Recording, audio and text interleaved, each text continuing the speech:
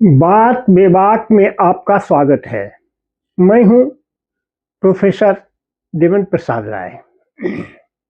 आज मैं न केवल ईरान का बल्कि इराक, वेनेजुएला और ईरान तीनों के संयुक्त और उससे उठने वाले एक सैद्धांतिक सवाल पर आपसे बात करने वाला हूं। आपको ज्ञात है 2 दिनों से ईरान पर अमेरिका और यूएस इसराइल की कंबाइंड बॉम्बिंग हो रही है। अयातुल्ला अली खामनेई मारे गए, उनके पुत्र उसके बाद बने चीफ ईरान के सर्वोच्च नेता, वह भी मारे गए। उसके बाद जो आया है वह भी मारे गए। उसके प्रतिरक्षा मंत्री मारे गए, अली खामनेई की पत्नी मारी गई, उसका बेटा, बेटी, दामाद, पोती, इतना लोग मारे गए। और इसके पहले आपको याद होगा वेनेजुएला में मादुरो को उठा करके ले आए रातों रात, बंदी बना करके। उसके पहले आपको याद होगा इराक पर चढ़ाई किया गया, यह कह के कि वहां वीपन ऑफ मास डिस्ट्रक्शन है। लेकिन आज तक नहीं अमेरिका बतला पाया कि वहां कौन सा वीपन ऑफ मास डिस्ट्रक्शन आया। सद्दाम हुसैन को फांसी हो गई अमेरिकी कानून के अनुसार, जबकि वह एक देश का चीफ था। ये तीनों जो हुआ है वह यूएन के अंतरराष्ट्रीय कानून के बिल्कुल खिलाफ हुआ है। अब सवाल पैदा होता है कि क्यों ऐसा अमेरिका कर पाया, कर रहा है वह नहीं, कर क्यों पाया।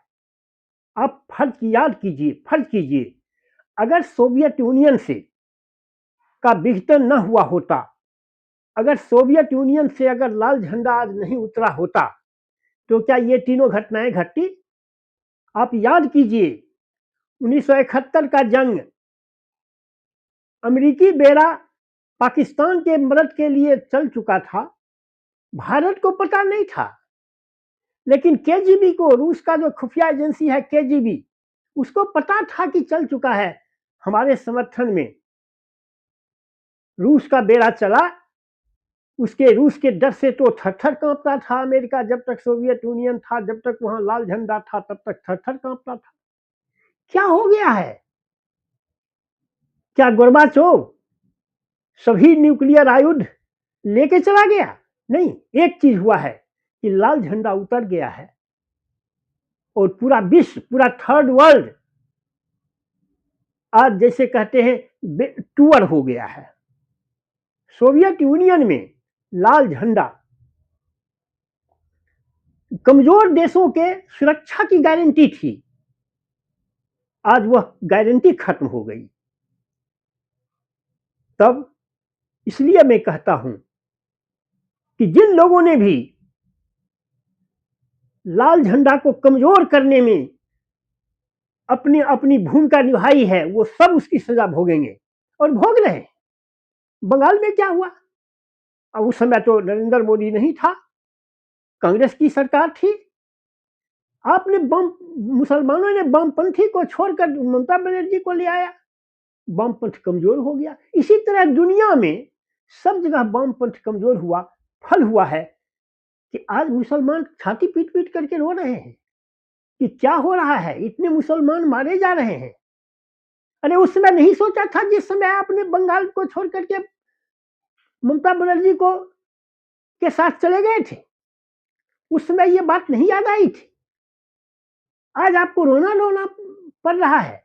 वामपंथ को कमजोर करने में सबसे बड़ी भूमिका अगर किसी ने अदा की है तो इस दुनिया के मुसलमानों ने अदा की है, और उसकी सजा वो भोग रहे हैं।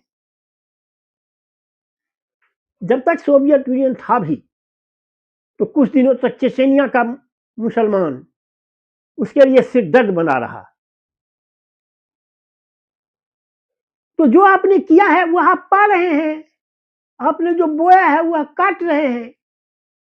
तो रो क्यों रहे हैं, विलाप किसको कर रहे हैं? अपने इंट्रोस्पेक्शन क्यों नहीं करते हैं? अपनी अंतरात्मा में झांक करके देखते क्यों नहीं है कि मुसलमान समुदाय कभी भी प्रोग्रेसिव मूवमेंट के साथ नहीं हुआ, कभी भी दुनिया को आगे ले जाने के साथ नहीं हुआ, उसकी सजा भोग रहे हैं।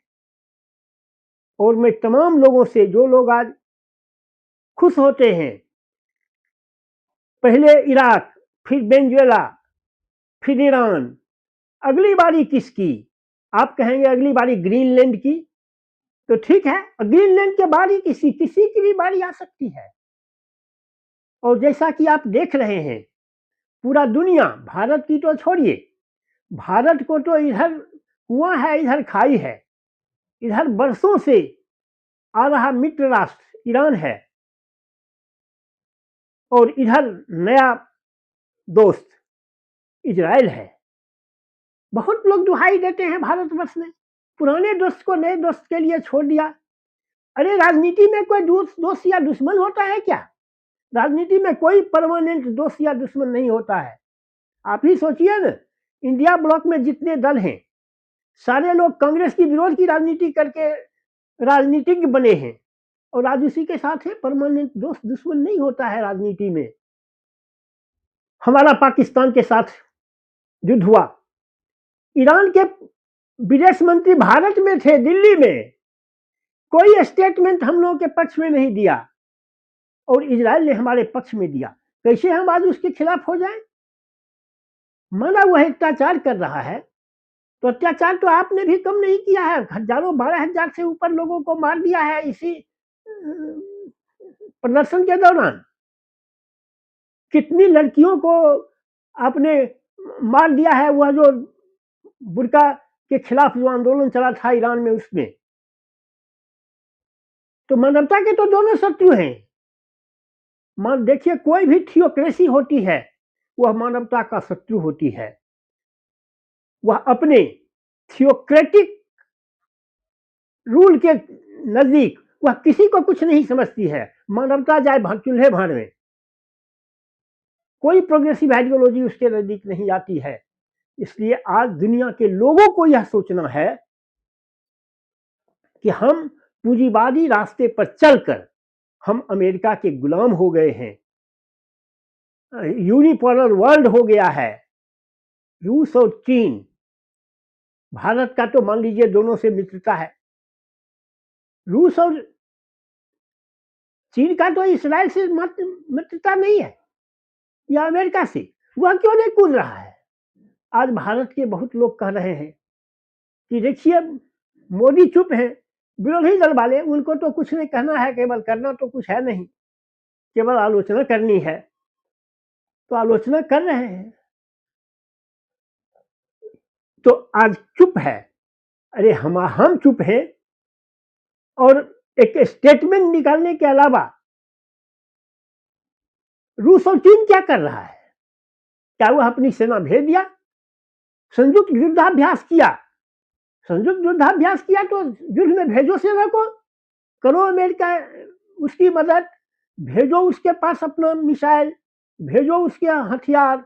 आज कैसे एक छोटा सा ईरान, यूक्रेन, नाटो के बल पर आज इतने शक्तिशाली यूएसएसआर, जो दुनिया की दूसरी सबसे बड़ी सैन्य ताकत है, उससे लड़ रहा है।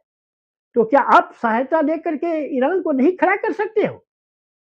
लेकिन केवल जबानी जमा खर्च निकालोगे, केवल स्टेटमेंट दोगे, जिससे कुछ होने वाला नहीं है। जमीन पर कंक्रीट कुछ नहीं करोगे। ये गलत प्रवृत्ति है। जम के बच्चा के मरने, देहात में एक कहावत है कि बच्चा के जम मरने का डर नहीं है, जम के परख जाने का डर है। अमेरिका अब बेलगाम हो गया। वह देखेगा कि जब हमने ईरान को सहित के जब बस में कर लिया, तो फिर कौन देश हमारे सामने टिकेगा? इसलिए पूरे दुनिया को इसकी खिलाफत करनी चाहिए, और अमेरिका के इस अभियान को चेक लगाना चाहिए। बस आज के वीडियो में इतना ही। अगर आपको मेरी बात पसंद आए तो आप इसे लाइक और सब्सक्राइब करें। Thank you very much.